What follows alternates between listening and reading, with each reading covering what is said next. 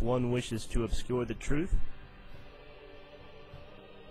the best method is to put what you're trying to hide in plain view. I'm going to be talking about hollow earth theory, synchromysticism, and symbolism in the media.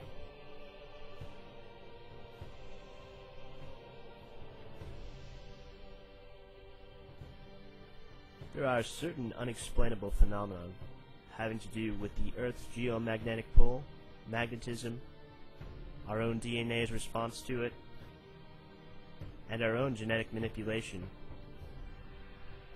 and the misfortune of being told lies about our history and purpose for being.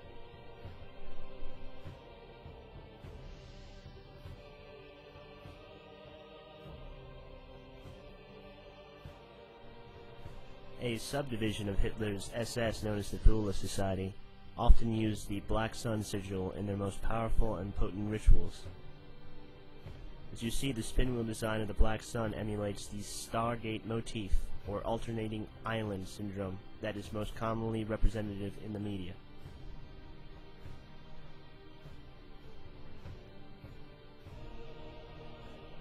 Here you have our spaceship Atlantis, which also indirectly confers Stargate technology and references the pyramids at Giza.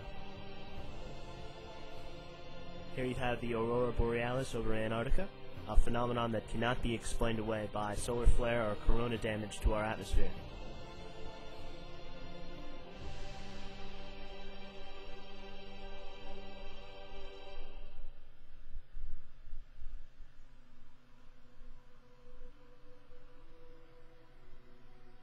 Notice the serpent rope DNA on either side of this Thule Society flyer with the swastika or Black Sun sigil in the center. This society was renowned for being able to reverse engineer alien craft or extraterrestrial craft, not necessarily from outside of the planet, but perhaps within.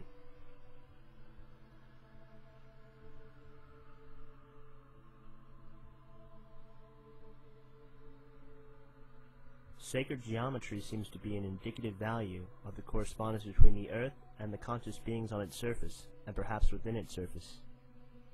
The fractalated nature of our microbiology, our DNA, seem to mimic the stars and the patterns of Fibonacci sequences in every possible way. Here you have a motif of the southern tip of the Black Sun as an entrance to Hollow Earth or Agartha, and this is a geometric explanation of the patterns of Giza. Illumination. Whatever it is at the boiling point of social consciousness. There is a pale green electric rider on the glass horizon, bringer of equilibrium, balance, and evolution into a new era.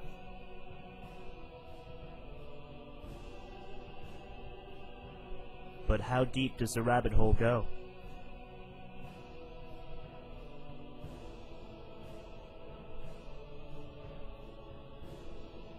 As Alice sits on her psychedelic Amanita mushroom cat with the Cheshire Cat glancing over at her in his Masonic stripes, I can't help but to think that this wonderland they're depicting is actually Agartha or Shangri-La.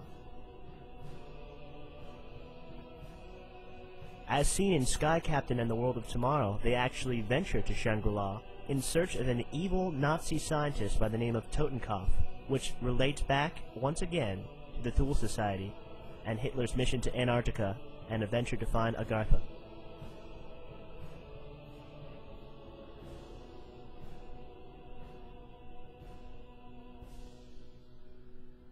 The Atlantean Stargate design seems to directly emulate the human chakra system, with a pyramid of enlightenment at the top via meditation or psychedelic drug usage.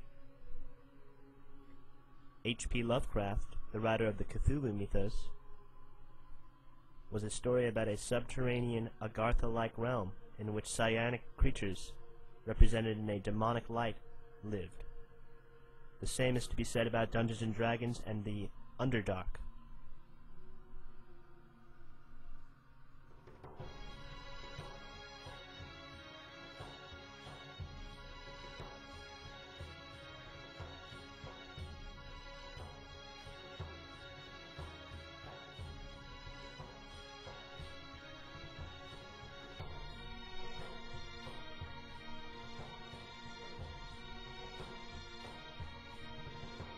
Here we see our favorite Tiny Toon rabbit, right in the bullseye of an Atlantean stargate.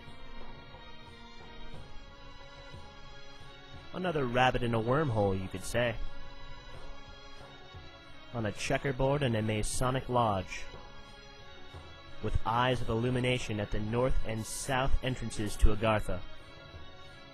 33 divisions from the surface of the planet to the interior.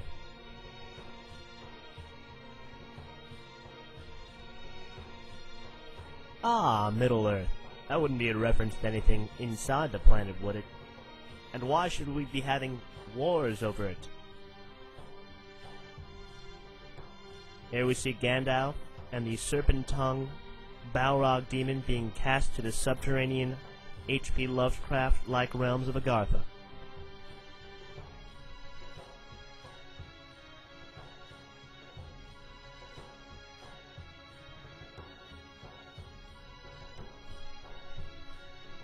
And then we come, of course, to the demonization of the sacred feminine as she eats the apple in the Garden of Eden, tempted by the serpent Lucifer, who is only representative of the occult knowledge of the origins of Genesis, the origins of creation. Our fork-tongued serpent DNA magnetism, our slave race reconnaissance, forever quarantined, the caduceus that enslaves, and takes from us the light of Lucifer, the light of knowledge. Cast him down into the abyss, the subterranean labyrinths of the Underdark, the Cthulian realm, or what Agartha may actually represent. Life.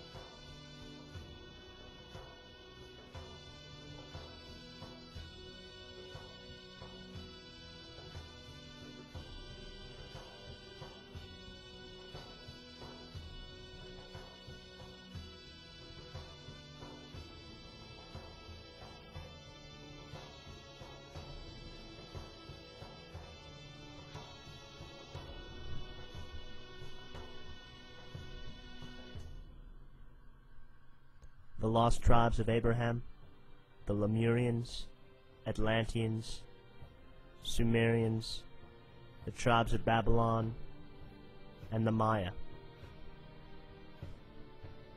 Perhaps they knew exactly what Agartha was, and where it was, and why the Illuminati has tried to blindfold us as to our origins for so long.